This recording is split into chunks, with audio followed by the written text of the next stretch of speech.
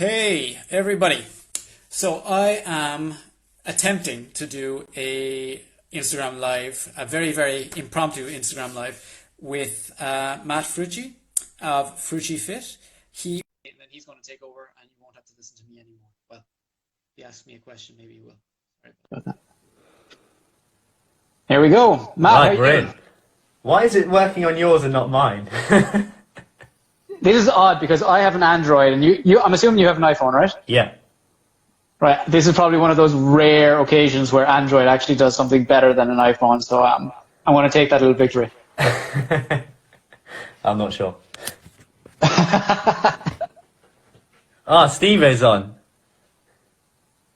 Thank you. Yeah, cool. So, where were we before technology messes up many times? Can you hear me okay? You're a little bit low on sound on mine.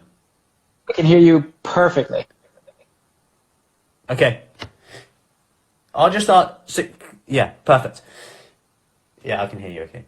That's cool. Yeah, so if you just go over, I know this is your page, but this will be going live on my podcast. So some people won't know, obviously, your background, etc. So it'd be good to just get an overview of that. Okay, sure. So I first got into nutrition a very, very long time ago when I was about 15-ish. And I got into it just because at the time I was overweight and I wanted to get into nutrition, better eating, and I got into fitness as well at the same time. I went on and in university I did a degree in biological sciences and I specialized in microbiology. So nothing to do with nutrition, just because at the time I was kind of advised out of it just from a whole career perspective. But after a few years working in a completely unrelated field, I decided I wanted to get into nutrition professionally because it was always something that I absolutely loved, something that I loved applying to myself. So I went back to uni and I did a master's in nutrition and metabolism in the University of Barcelona. And I did a lot of work on Mediterranean diets there, and I got to work with a really, really cool group called PrettyMed, which does a lot of studies in Mediterranean diet. And I started working, I set up my own company as a nutrition consultant, and that's what I still do. But I also felt like I wanted to get back into the research. I wanted to kind of contribute to academia. So I decided to go back and do a PhD, and that's what I'm doing right now. So I'm in Liverpool John Moores University, and I'm doing a PhD where we're looking at the effects of high-protein Mediterranean-style diets and resistance exercise in cardiac rehabilitation patients with sarcopenic obesity. And we can talk about any of those from here. So, whatever you'd like to know, I'm happy to talk about it. No, it's helpful because obviously, like I said at the start, so majority of my clients will be women over 40, obviously going through different scenarios, be it menopause, maybe dieted a lot in the past, up and down, yo-yo dieting, lost weight, as a result maybe lost muscle, have maybe not done much strength training, how that affects quality of life. And like we said before, kind of like when you look in the fitness world, everyone's eating a lot of protein and you see protein everywhere at the moment. But when you're outside of that, you look at kind of protein intakes of a lot of people and it's kind of like carbs and fats, lacking in protein. I guess if we backtrack on that there and go over what actual sarcopenia is, just so that we can get a background on that. Okay, cool. So sarcopenia itself it's considered a gradual age-related decline in muscle mass, so a reduction in muscle mass over time. And I specifically study sarcopenic obesity, and that's a combination of sarcopenia, so that loss of muscle mass, with an increase in fat mass on the other side. And we know that both individually have negative health effects. We know that like an increase in body fat mass can have negative health effects. But when you combine the two together, it seems to be greater than the sum of their parts in terms of like negative health effects and negative metabolic effects. And it's something that's becoming a little bit more common just with sedentary lifestyles, like you mentioned, lower protein diets, and that's kind of something that we're looking at trying to reverse or at least improve in the population we're going to be working with. Yeah. What population are you looking at?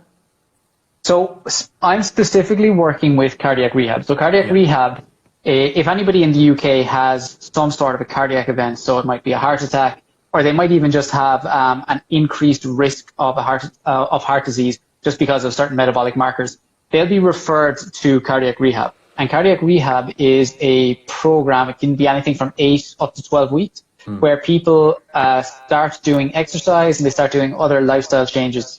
Well, they're supposed to do other lifestyle changes like improving their diet, reducing alcohol consumption, reducing tobacco consumption. But it's mostly exercise, and they focus specifically on aerobic exercise. So things like cross trainers, work on the treadmill, things like that. And it does seem to improve the outcomes. It reduces the risk of having another cardiac event, because obviously if somebody's had a cardiac event in the past, they're much more likely to have another one in the future. So cardiac rehab is kind of there to implement the lifestyle factors that people need to reduce their risk of having a future cardiac event. So I'm going to be working with them, and we basically want to reduce the risk of somebody having sarcopenic obesity, and reduce the rates of sarcopenic obesity, in the hopes that that will reduce their risk of having a cardiac event as well. Yeah, so it improves it compared to what? So nothing. So yeah, exactly. So if somebody has a heart attack and just goes out of hospital, they have an increased risk of having a heart condition. And in the UK, so the NHS runs cardiac rehab, and very much depends on what part of the UK you're in, what hospital catchment area you're in. You don't have to do cardiac rehab, but it's highly recommended that you do. And the people who do cardiac rehab compared to those who don't do have a better prognosis for reduced risk of another cardiac event. Yeah. So do you want to look at the effect of a different protocol within that, like to do with more protein or anything like that? Like, what's your angle at it? So yeah, that's exactly what we want to do. So we think cardiac rehab is good. It does have a beneficial effect. But we want to make it even better. And the reason for that is, at the moment, there's a thing called the obesity paradox. And the obesity paradox states that in cardiac populations, like the one I'm going to be working with, people with a lower BMI, a lower body mass index, so people who generally weigh a little bit less, actually have a greater risk of dying, a greater risk of mortality than those with a normal or a slightly higher BMI. Yeah. And for a long time, people were wondering what's going on there, because we know that, people being obese or having overweight, it's a risk factor for heart disease. So we looked a little bit closer at it, and what we think is happening is that in that population that has a lower BMI, they have a lower BMI because of lower muscle mass, so sarcopenia. Yeah. But their BMI is lower, but that's just because they've got low muscle mass, and they might actually have quite high fat mass. But if you look at these people, they might look like, for all intents and purposes, they might look perfectly normal, a relatively healthy body weight, with their clothes on. But they've got quite a high amount of fat and quite a low amount of muscle, which may be predisposing them to a higher risk of death, basically from heart disease. So what we want to do is, within that population, we want to find those people with sarcopenic obesity. We're going to screen for those, and we want to put them through a high protein Mediterranean style diet. And the reason for that is, there's a couple of reasons for it. The Mediterranean style diet, we know, has benefits for reducing the risk of basically primary heart disease and secondary heart disease. So primary is if somebody's never had a heart attack before. Primary prevention is stopping them from ever having a heart attack. Secondary prevention is stopping somebody from having a heart attack if they've already had one, because they're going to be at a greater risk. And we know that Mediterranean diets, just because of the higher intake of fruits and vegetables, nuts, legumes, whole grains, and olive oil, we know that has a beneficial effect on that. Then the high protein side of things is, so in an older population, we know that because of that sarcopenia, that lower amount of muscle mass, there's a reason for it, and we think it's due to something called anabolic resistance. And anabolic resistance means that if somebody eats for example, a young person like you, if you eat a certain amount of protein, let's say 20, 25 grams of protein, you're going to maximally stimulate something called muscle protein synthesis, which is basically, let's say, we'll call it a proxy for muscle growth. So with 25 grams of protein, which is, a relatively normal amount of protein, you'll stimulate protein synthesis, your muscles will grow, you'll maintain them. In older people, that same dose of protein, 25 grams, doesn't have the same effect on stimulating muscle growth and maintenance. They actually need to eat a higher amount, and studies have shown that in some populations, it can be as high as 40 grams of protein per meal is needed to stimulate that kind of muscle growth. So that's why we want a high protein diet.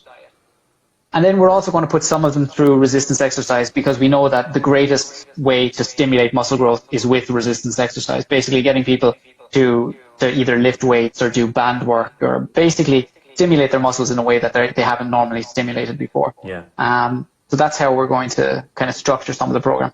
Cool. So going back to protein, so with regards to, say, a younger person needs, say, 20 grams, and an older person needs, say, 40 grams, what about protein quality? Will you be looking at, so what would you recommend? Like, if an older person wanted to increase their ability to synthesize protein, build that, like, muscle response, and maximize that so that they can reduce their risk of sarcopenic obesity, which will go into kind of what it actually means to have it, or you've already mentioned about cardiovascular disease. But yeah, like, what would your suggestions be around that? Okay, so a lot of those studies, when I mentioned, that 20 grams of protein, that 40 grams of protein, they were all done with boluses of protein using dairy protein, so either whey or casein. And that's generally what I recommend, because we know that dairy proteins are incredibly high quality proteins. They're high in an amino acid called leucine, which stimulates muscle growth again, and they're high in all of the other essential amino acids that we need for muscle growth. So dairy proteins, and with that we're talking about things like, it could be low-fat Greek yogurts, it could be quark, ghee, could be lower-fat cheeses, it could be just low-fat milk, things, or even whey proteins themselves. They're really, really good sources of protein, really, really high-quality protein. I think does that answer your question? Yeah, no, I get that. So what about, say, someone who doesn't, because obviously at the moment, so I work for some people who are maybe vegan. What would you suggest for them? Yeah, so that's a really, really good question, because it's really important to make a distinction between different types of protein. So you can't assume that 40 grams of dairy protein is going to have the same effect as 40 grams of, let's say, soy or another vegan type of protein, like from beans. So with vegans, they do need to eat a larger amount of protein to get the same kind of muscle stimulating effects as a dairy protein. We don't know an exact number, but it could be as high as 60 grams of protein per meal, which, if that's all coming from vegetarian sources, particularly if it's coming from whole food vegetarian sources, that is a lot of protein and a lot of food volume to try and get into your body. So generally, with vegans, I recommend that they supplement their meals with high quality vegan proteins like soy protein, just because it's a slightly higher quality protein. And then on top of that, they can also do things like adding in supplementary leucine, which again is that amino acid that I mentioned that helps stimulate muscle growth. So something like taking maybe 2 grams of leucine with a good, a high protein meal, if it's vegan, can help stimulate that muscle protein response. Yeah. So if you made that into a meal, so say someone did like a bean stew, something like that, and then had, well, I guess they could have like either supplement like leucine or something like a vegan protein shake or something like that. Absolutely, yeah. Or would you say that would still be lower in the amino acids? So I was just going to say, so if you have somebody who takes a bean stew, for example, so bean stews are really, really filling because, they're in general, they've got quite a low caloric density. Yeah. So if you have a portion of bean stew, you're probably only going to be getting like maybe 16, 17, maybe 18 grams of protein from it, like if you're really good at like making it. So that's why I always recommend supplementing in these older populations, if sarcopenia is an issue. So like I said, soy protein is a really, really good, soy protein isolate is a really, really good shake for vegans and vegetarians to have if muscle mass is an issue. So if they're trying to gain muscle, for example, or if they just want to make sure that they're not losing muscle when they're going older. But with this conversation of protein, it's really, really important that I kind of highlight the fact that what's more important than the protein is probably that resistance exercise, because before, you start eating anything, you're going to need something that stimulates your body to start building muscle. And that stimulus comes from exercise, a high intensity exercise that you do regularly. So with the exercise then, what would you suggest? So say cardiac rehab, or even just someone with mobility issues who hasn't exercised in a while, what would you suggest to kind of stimulate more muscle growth rather than, so in terms of thinking about quality of life, mobility, rather than, your traditional cardio stuff, what would you suggest? I'd always recommend first off that they work with a professional on this. So for example, if you're talking cardiac rehab, they should have been referred to a cardiac rehab exercise physiologist. So there's an organization within the UK called the BACPR, which is the British Association of Cardiac Prevention and Rehabilitation. And they basically certify certain PTs to work in that particular population, because there are certain things that need to be taken into account, like monitoring heart rate, blood pressure, and stuff like that. If somebody has mobility issues, obviously work with a professional who has experience with working with people with difficulty moving. It's not something that you want to take on lightly, and I really, really want to highlight that. But it is something that people do genuinely need to consider. Speak with your doctor about it. If they're okay with you exercising, do it, and then work with a professional who's worked with similar individuals, like, somebody who might be older, who has not had a lot of experience working out, doing exercise. And then they can start doing a lot of different exercises. Like, I always recommend weight training, and even within the BACPR, there's not and cardiac rehabilitation in general, there's not a huge amount of guidelines when it comes to weight training. But if you have an experienced exercise physiologist working with you who knows what they're doing, they'll be able to guide you through the exercises that you can do and the intensities that you can do those at. But what we're finding out is that people are actually able to exercise at much higher intensities than people initially believed. Because obviously when somebody has a heart attack, your first thing is to think, oh my God, this person is high risk. And they are for a short amount of time, and that's why they need to gradually build up to it. But they can build up to it, and they can get stronger, and they can improve their work rate and what they're able to do in the gym, so they can get continuously stronger. Now, somebody doesn't need to do weights. Weights is my go-to, because you usually find gyms everywhere and people can get in, and they're actually quite easy to access. If somebody's just using machines, they're quite easy to learn, and they're quite effective. Other things that people can do are band work, band resistance exercise are quite good.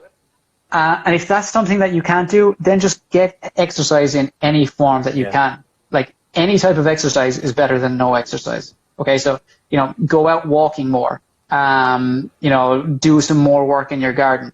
If you want to do some calisthenics, do that. But again, do that under guidance of a professional. But yeah, there's lots of options that people have. It's not like you're saying, oh, I'm older now, I can't do anything. Or I've had a heart attack, I can't do anything. That's definitely not the case. You should be doing something to look after yourself, but do it, prudently, and do it under guidance. Yeah, it's interesting you said about the guidelines, because I work with someone who has recovered from cancer and hasn't been able to get an answer about doing push-ups, really. They give you almost like a rehab program, but then there's no deadline on when do you start upping that and what do you do. It's quite interesting, because it's actually resulted in a bit of a loophole, going, you know what, we do actually need to define this. It's quite interesting. It's very, very true. There's let's say a lack of studies looking at what people can and can't do. But there is some work being done. Like, there's a really good researcher in Australia, Kieran Fairman, and he's doing some work on just like that, cancer patients. So it's basically exercise oncology, and he's basically working on where those guidelines are going to be and what they can be. What can people do? What can people tolerate? How can they advance? How can they progress? Because obviously, we know with weight training, progression is key. So how is somebody going to increase weights or increase sets or increase reps, increase their strength, and keep stimulating those muscles over time? And actually something that they enjoy. Because as I... Very much so. The ladies in my group that I work with, they couldn't think of anything worse, most of them, from going to a gym.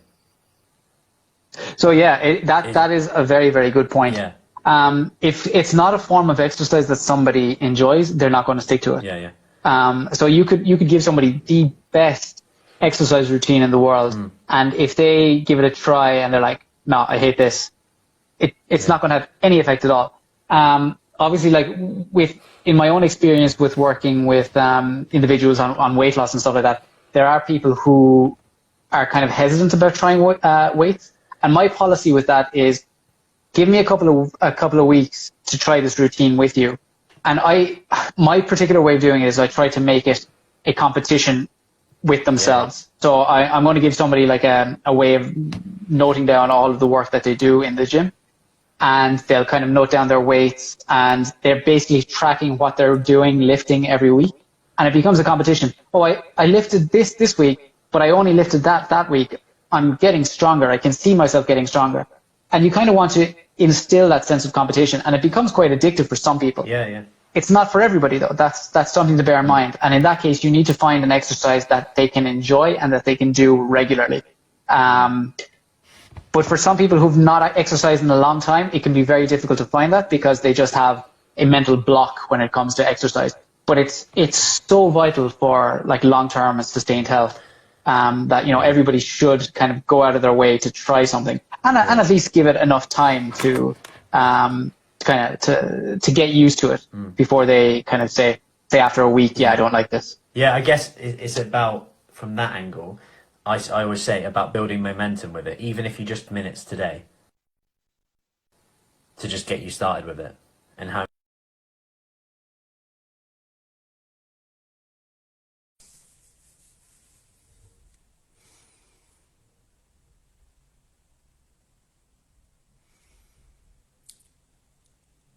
serious technical difficulties at the moment.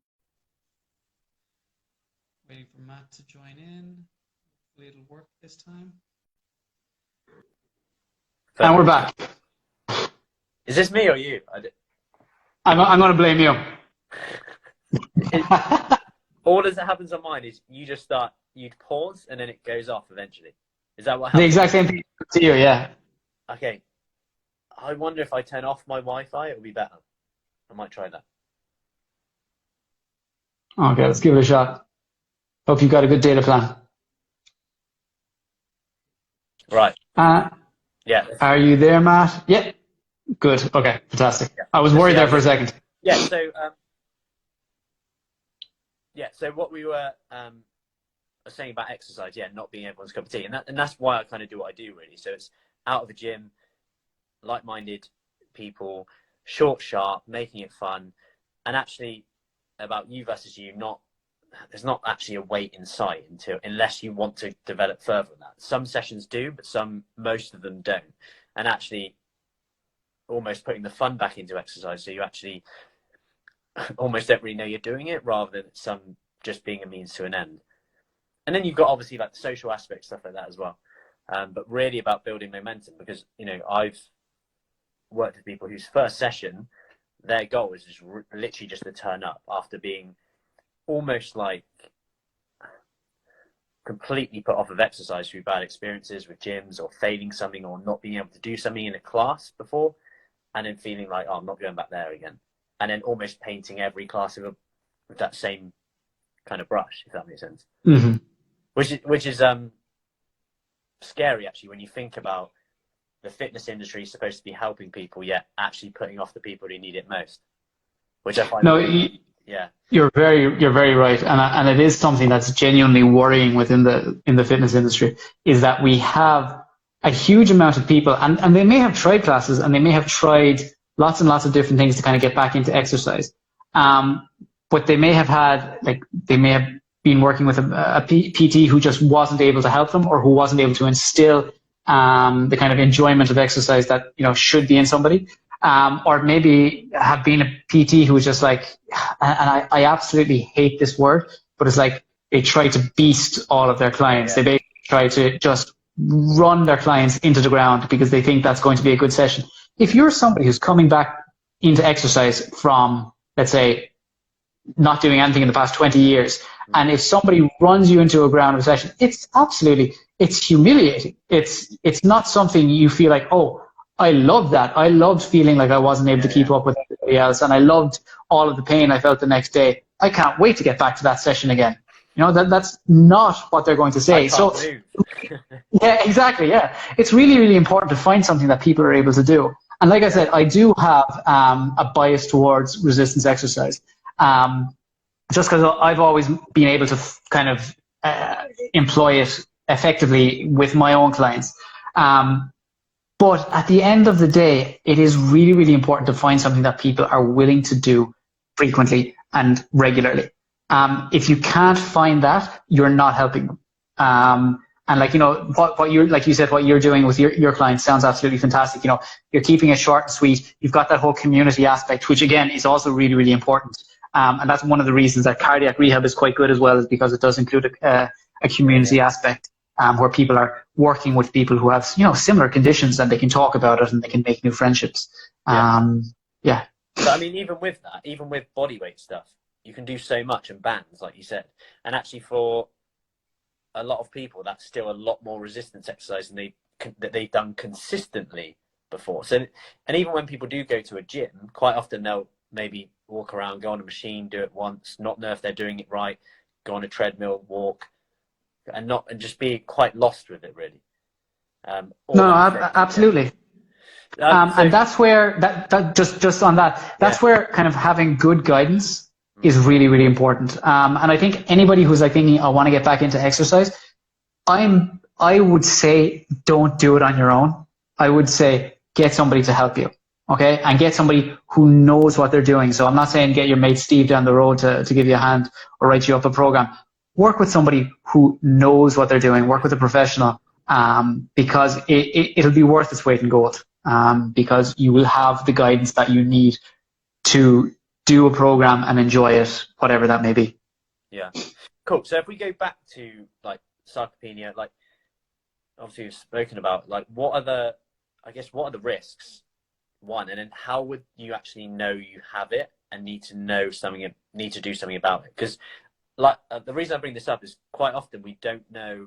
So some people who will say to me, who I work with, will be like, you know what, I didn't know I needed to do this until I was walking up a hill and I was like, oh my God, I'm breathless. Or yeah, like how do you know that your muscle mass is low and that you need to do more? Because if you've always done what you've always done, you're not going to know, right? Absolutely. I'll start with the first one. So like the risks of sarcopenia or sarcopenic obesity, obviously the first one is, with a reduced muscle mass, is people with sarcopenia have a higher risk of diabetes. And if you think about that, it makes perfect sense, because muscle, and like high quality, let's say metabolically healthy muscle, is a great disposal area for glucose that we eat. So basically carbs. When we eat carbs, something has to be done with it, or otherwise our blood sugar will go out of control. So a good place to send that is muscles, because we can store carbohydrate in our muscles.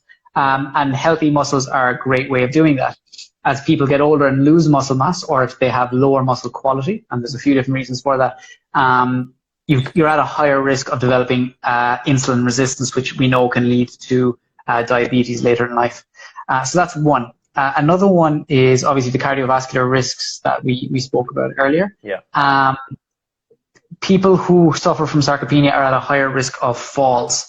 And that may not sound too dangerous or anything like that, but if you think of it like this, if somebody's older and they fall and their muscles are kind of like weak and not as responsive as they should be, like if you fall yourself, you'll be able to catch yourself very, very easily and to kind of regain your balance, and you won't hit the ground.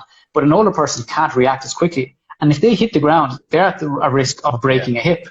So an older person breaks a hip, they're at a much greater likelihood of dying within the next year than somebody who hasn't broken a hip. So that's very, very serious. And then another one is osteoporosis. We know that because sarcopenia is associated with reduced exercise and kind of reduced movement, we know that movement is very, very important for the development of strong, healthy bones. And resistance exercise and kind of impact movements help with creating those, building those strong, healthy bones over your lifetime. So sarcopenia is kind of a good indicator that somebody hasn't been exercising. If they're not been exercising, they'll probably have low bone density. So that's a risk there as well. They're also at a higher risk of high blood pressure. And funnily enough, they're also at a risk of higher incidence of mental health disorders. And one of the reasons we think for that is because people who are older and not able to move as much, they don't leave the home as much, they don't engage in as many social activities as their peers, and that can have a serious effect on somebody's mental health. So that's kind of a few of the kind of risk factors associated with sarcopenia. And then how is it diagnosed? That's a tough one. So at the moment, well, one of the reasons for that is because sarcopenia was only defined as a disease about 2 years ago in 2017. And before that, there was no official definition for it. And even now, there's varying different types of definitions. I'll speak about one of the definitions just so we kind of know what we're talking about as we move forward. One of them is from the European Working Group on Sarcopenia, and what they have defined sarcopenia as is as a lower, what's the word? A appendicular muscle mass, the muscle mass that's in your arms and legs, that's lower by 2 standard deviations from the norm at that body weight. So, and they usually kind of compare it to healthy young people. So if your muscle mass is considerably lower than a healthy young person, that is considered as sarcopenia. But they also like to put a functional aspect into it. So they usually do a grip strength test as well, and they measure your grip strength. And if you don't fall within norms, that can kind of be classified as sarcopenia as well. The problem is we measure all of this using a device called a DEXA. And that uses x-rays to measure somebody's muscle mass and bone mass and their fat mass. And it gives a great image. It's an amazing machine, but they're very, very hard to find. If you do find them, they're very, very expensive to use, and they are not portable. You need to go to a specific location to get it done. That's all we have at the moment. Our study, we're going to be looking into using bioimpedance machines, so things like a Tanita scales, to measure that and to see if that gives us a relatively good indication if somebody can be sarcopenic as well. And then grip strength tests are quite good as well. But like if somebody, just for kind of older people, I suppose it's really, really important to kind of notice, like you said there, if somebody's kind of going up the stairs and they're like noticing this is tough. Or, you know, another one is if somebody is on the floor, if they're lying down and if they can't actually get up off the floor easily, that's an indication that, you know, okay, you might need to work on building up strength and building up muscle as well. So yeah, defining it and kind of getting diagnosed with it is not currently very easy. Yeah, I guess with the emphasis on weight loss, which, you know, we know obviously has benefits, I guess there's less of an emphasis on muscle mass because one, it's, as you said, it's harder to measure, and two, like, I guess the evidence is more stacked up on weight loss because it's the measure we use, right? So we're pushing towards that because obviously if you're working towards a guideline of, right, if you lose X amount of pounds, you'll do this, rather than if you put on X amount of muscle, you might get these preventative effects of things like type 2 diabetes, potentially pre-diabetes. If you eat more protein, maybe that will help your blood sugar levels potentially, with regards to like insulin, stuff like that. Yeah, so I guess, is that why you don't hear much about sarcopenia? Well, one, it's incredibly new as diseases come. And most doctors, it may have appeared in a recent guidebook that they've seen that says, okay, so sarcopenia is a disease now. This is what you should look out for. But most of them are like, you know, they're not going to check for it in most cases unless they're working with specifically geriatric populations. When it comes to weight loss is good. If somebody is overweight and they've got a lot of excess fat mass, we know that weight loss is good, and it can have a huge amount of benefits, not just on metabolism, but like just on movement and self-esteem and things like that too. I'm not saying that somebody shouldn't lose weight, because it is possible, and we know now that it is possible to lose weight and at least maintain muscle and potentially build muscle in some people who have never done any type of exercise or not any exercise in a recent time. So I think there should be a massive focus on the way people lose weight. And by that, I mean people should be doing exercise to maintain muscle mass. That's a definite. People should be exercising. They should be exercising anyway. But exercising while you lose weight will help maintain muscle mass. And then higher protein diets while somebody loses weight will also help to maintain muscle mass and potentially grow more muscle mass. because we know if somebody loses weight on their own, a large proportion of that can potentially be muscle mass. You're not just losing fat. But depending on the way you lose weight, you can actually hold on to more muscle mass and lose more fat mass, which is kind of like the holy grail. That's what people want to do. So the golden question, how would you do that? Yeah, exactly. How do we do this? Exactly. If you were to set that up, what would you say would be give you the best chance of doing it, losing body fat, I guess, and potentially putting on muscles / at least maintaining it to improve your metabolic profile and go over those risk factors that we just said, not to mention quality of life, etc. Okay. Okay, so I'm not going to do this in any order, but let's just kind of go through a few steps. One of those would be to set up a slight calorie deficit, and a slight calorie deficit in the form of a diet that somebody is happy to maintain long term. Okay, so no crazy, extreme calorie deficit, no eliminating foods, eating a wide variety of foods, obviously having a large amount of fruit and vegetables, getting some whole grains in there, but having a small calorie deficit, because we know that smaller calorie deficits actually help to maintain muscle mass when people are losing weight. On top of that, exercise is going to be absolutely key, and I would say at least 3 days a week, getting in some form of resistance exercise, be that band work, bodyweight calisthenics, going to the gym. That would be a minimum. If they can get more walking in during the week, that's even better. Getting in like an extra little bit of cardio, basically getting their activity levels up as high as possible. Finding something that they enjoy that they can stick to, essential. And then on top of that, getting a higher protein diet. So if we're talking about people who are maybe in their 30s or 40s, by a high protein diet, I'm going to say you shouldn't go any lower than 1.2 grams of protein per kilogram of body weight. So for somebody who's 100 kilos, so for somebody who's like 100 kilos, that would mean you just basically multiply your weight in kilos by 1.2. So that would be 120 grams of protein a day. So if somebody weighs 50 kilos, you're talking about eating 60 grams of protein a day. That would be important in the younger groups. I would also recommend splitting that up into maybe 3 even meals a day. There's no problem with eating more, by the way. 3 even meals a day, so that would work out at maybe 0.4 grams of protein per kilogram per meal. And for most people, that's going to work out at about maybe 25 to 30 grams of protein a meal. Okay, and that's kind of like a good chicken breast, right? Chicken breast is good. Meat, high quality proteins like that. If dairy proteins are very, very good as well. Yeah. So things like I said earlier, skyr, quark, Greek yogurt. Those are really, really good protein foods. And then if somebody's a vegan or vegetarian, you can get that from beans and some whole grains. But I would really recommend supplementing with an additional maybe protein shake or something like that, just because eating that amount of protein in a meal, it's not easy. Just from a volume perspective and a satiety perspective. And it's also getting that protein. Yeah, it's going to be hard to hit that, right? And in terms of before, you're going to have to say like a beans and cheese. You're going to have excess maybe fat, and that might be difficult to fit in your calorie deficit potentially.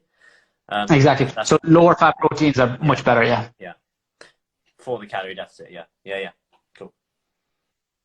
So yeah, those would be my kind of 3 for, let's say, if somebody who is a little bit overweight, they want to lose weight to improve their health, but they also want to maintain their muscle mass, you really want to aim at those 3.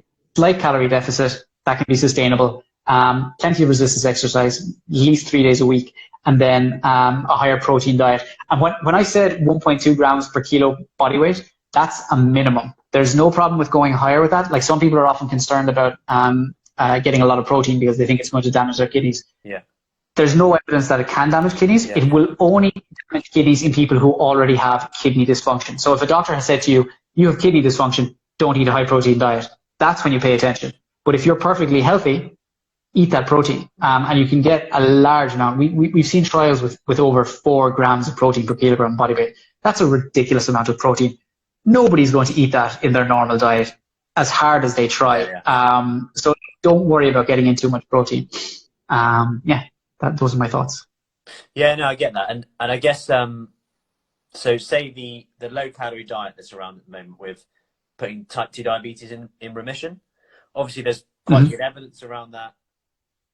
What would you say of someone doing that, potentially around like protein, muscle?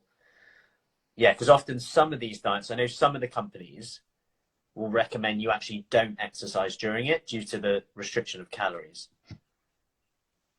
So that is a different situation, because that is a very clinical diet. So we're talking about the results from the direct study. And what they did was they put people on a very, very low calorie diet. I'm not 100% sure, but I'm going to say it's either 600 or potentially 800 calories a day, which is a very, very low calorie diet. Yeah, 600. And yeah, exactly. And the only reason they were on that diet is because these were people who were suffering from beta cell dysfunction. So beta cells are these cells in somebody's pancreas that actually produce insulin. And they were basically not functioning. These people were full-blown diabetics. And they found that it's an extreme diet, don't get me wrong. And you do need a doctor to kind of write a prescription for you to do this diet. It worked because it was so extreme, I think. It just brought people's insulin levels down so effectively that their beta cells in their pancreas were able to regenerate and start functioning again and start producing insulin again. So it effectively cures diabetes. But you're curing diabetes. You're not worried about somebody's muscle mass at that time. Obviously, the thing after the direct trial is that you gradually reintroduce foods over time to help people get into kind of like a maintenance and being able to maintain the effects of the diet long term. That's when you'd start, like, obviously you want to follow the guidance that you're given. If they say don't do exercise, don't. I'm not familiar with the protocol myself. But that's when you can start introducing exercise after it. You can also start introducing more high protein foods to start building up your muscles as well. So obviously not part of that extremely restrictive weight loss diet that has one goal, and that its one goal is to restore beta cell function. It's not there to maintain your muscle mass. Like, don't go mixing different protocols is what I'm saying. Yeah, like I said at the start, I'd love to see if you did give them a higher protein diet and slightly higher calories, to see maybe long term, whether you could get the same effect with slightly higher calories, but more satiety, maybe more energy to actually do some exercise as well as that. I don't know. I'd like to see, like, kind of potentially with people. No, it would definitely be an interesting study. And, like, you know, that's what research is all about. It's about trying out all of these things. It's like, would this work? Yeah. I don't know. Let's try it and see if it does. That's what we do. Cool. So is there anything else that you would recommend doing within it, either within exercise or diet, or anything else outside of it? Is there anything else that we can do? Regarding sarcopenic obesity? Yeah, so there's a couple of supplements that I would recommend to people. Vitamin D may have a benefit, and I'd recommend higher doses of that. So something along the lines of maybe 3,000 to 5,000 international units a day. Obviously get your levels checked if you can at a GP. It's a very, very common deficiency, especially here in the UK where we just don't get sun. I'd recommend people supplementing with fish oils, and I'd potentially go for 1,000 to 2,000 milligrams of combined EPA and DHA a day. So that's going to be multiple capsules a day, because that seems to reduce anabolic resistance a little bit. So that's one that's potentially a benefit. And then another supplement that might be a benefit is creatine, which actually helps to not only improve muscle mass, but it improves muscle function, which is really, really important. Because it's not just the loss of muscle mass that's an issue, it's the loss of muscle function.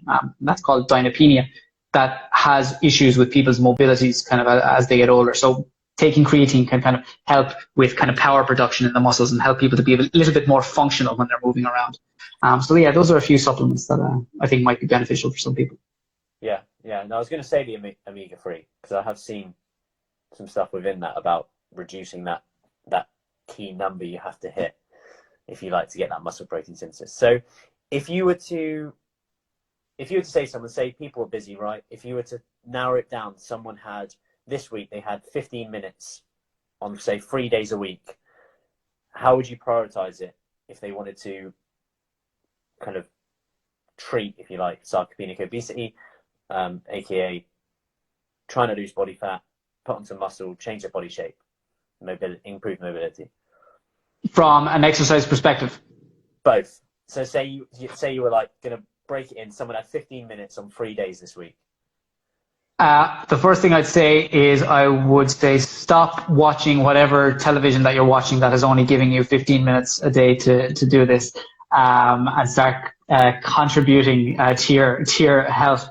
I would say go to the supermarket, get some higher protein, lower calorie foods, and a lot of those are going to be dairy foods. There's a load of really, really tasty high protein, low calorie yogurts out there that are low in sugar, really, really delicious. And I would like incorporate those into your diet. So maybe have one with breakfast, which is usually the lowest protein meal of the day. Stock up on those and have them in your fridge. Have them after your normal meal. So if you don't want to change your eating habits at all, and you don't want to try and cook more protein, just have one of those yogurts after your normal meals, and that will give you a good dose of protein, maybe up to 20 grams, depending on the yogurt that you use. That's one thing that I'd recommend. And then using the rest of your time to exercise, whatever it is, body weight exercises, move, get people moving. The reason sarcopenia develops is because people stop moving. And movement is, it's an absolute blessing to be able to move. And it's a blessing in the way it benefits our health. So yeah, I just do whatever exercise you can that you enjoy and that you'll be able to maintain regularly. Yeah, because and I think, like, just to finish on that, like, where do you see it going in terms of like recommendations? Do you see like more government recommendations around it, more awareness of it? Yeah, so that's exactly what we're working on at the moment. We're basically hoping that our trial, once it's complete, whatever results we have, if the results are positive, what we'll do is we'll turn it into a much larger scale trial. So it's a pilot at the moment, a larger scale trial, potentially involving multiple hospitals, with an even larger amount of people. And the whole goal at the end of that is basically to alter, or basically to influence NHS policy. So the NHS are the ones that run cardiac rehab. We want to make cardiac rehab a little bit more resistance exercise focused, and there's more of an emphasis on the higher protein diets. Obviously, if our protocol works. If it doesn't, we said, okay, it doesn't work. We have to look at the next thing. But yeah, we want to influence kind of decision making within the NHS so that this can be basically rolled out on a national level. Cool. Yeah, that sounds good. Yeah, so I forgot to actually mention about cardio, because we've touched on resistance exercise loads. So where does like cardio endurance? What about somebody who loves, say, long walks? Like, do them. Yeah. So yeah. Because I know there is some stuff on. So there are some things on like how walking might actually not be so helpful. Maybe because it increases your risk of a fall, and you have low muscle mass. So what I would say is, at the moment, cardiac rehab is very, very heavily cardio based, and endurance based, because it's there to improve the endurance capacity of the heart and the cardiovascular system. I think that people should still be doing it. Obviously, in our protocol, we're just going to be doing resistance exercise, because just within science, we need to kind of pick one or the other, just because it makes kind of elucidating what's causing the change easier. I would say to people, keep active. If you prefer to go out for long walks, and if you can do that safely, absolutely do that. But do try and incorporate some resistance exercise. I do genuinely think that it's going to be a combination of cardiovascular type exercise and resistance exercise that would be the best solution for people. Yeah. So if I was to sum it up, do some exercise you enjoy. Eat some dairy. Dairy protein. Not butter, yeah, dairy protein. There you go. Yeah. Not butter in your coffee. So, yeah. I think, is there anything else you want to add to that? I think we've covered quite a bit. That's really helpful. Just to almost reiterate, because I'm always banging on about, like, fitting exercise into your lifestyle, something rather than nothing, protein, not just for this effect, but also keeping you full up and actually achieving the calorie deficit. You can go into all sorts of benefits within that. But it's just good to get your perspective as well on it, coming from how muscle loss can actually be protective against a lot of diseases and actually preventative of it. Because often it's not, quite often it's just seen as like maybe a mobility thing or a vanity thing, or like, I don't know, it's just so much more to it. And obviously, like, body shape, you could argue, helps with confidence, stuff like that as well for some people. And then the quality of life, but it's just nice to see it relate to actually, just like preventative as well. Mm. Yeah, I think, like, kind of just to sum it up, I would say we know that muscle is important, and I think we're discovering more and more every day just how important it is. Focus on maintaining muscle when you lose weight. Do that with a higher protein diet. Do that with exercise. And with the exercise, don't think of exercise as some sort of a punishment, kind of like, I've let myself go, I need to exercise. Yeah. Exercise should be enjoyed. Because I said at the beginning, I used to be overweight and I absolutely hated any form of exercise whatsoever.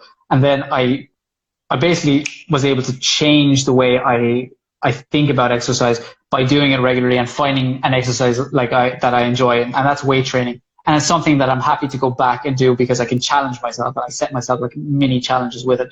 And like I said, it's kind of setting a challenge against your former self. You're always trying to challenge yourself and better yourself. That's really, really important. So finding what you love. If exercise, like, obviously give exercise a try for a while. Give it a few weeks, give it a couple of months before you kind of make your decision on it. And then if that doesn't work for you, find something that does, because you will be able to find an exercise that I don't know what it might be. It might be rock climbing for some people. It might be, ultimate frisbee.